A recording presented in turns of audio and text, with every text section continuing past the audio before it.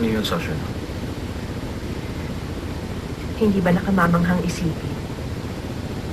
Bibihira ang ugnayang katulad ng pinagdaanan natin. Naaalala mo ba ang nangyari nung una tayong magkakilala? Ang sabi mo nun, may gusto ka sa akin at isa kang prinsipe ng buyo. Ang akala ko nung una, nasisiraan ka na bait at nagpapanggap ka lang na prinsipe nun.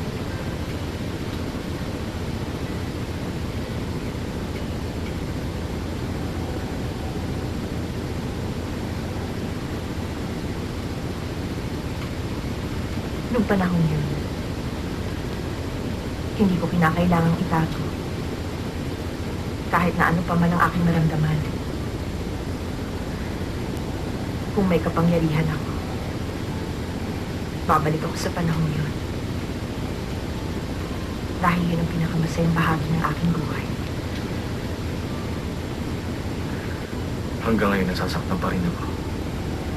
Pag naaalala ko ang pag-iiwalay natin.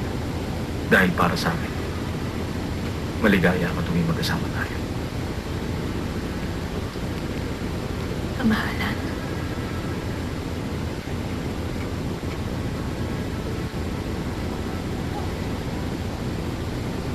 Masaya akong malaman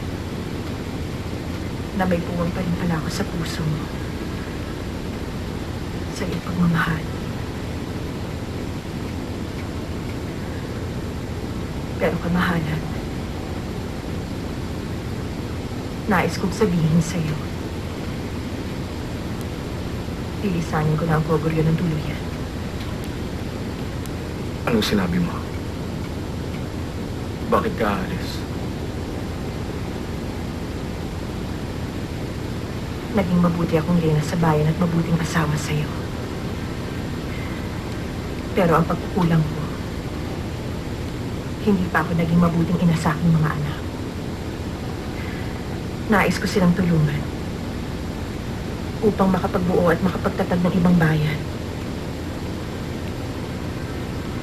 Kasama ang aking mga anak. Pati na ang mga mamamayan ng Jolbot. Maninirahan na kami sa Katimugan. Sasha na. Pahintulutan niyo po ako. Hindi, Sasha na. Kailangan mong baguhin ang pasya mo.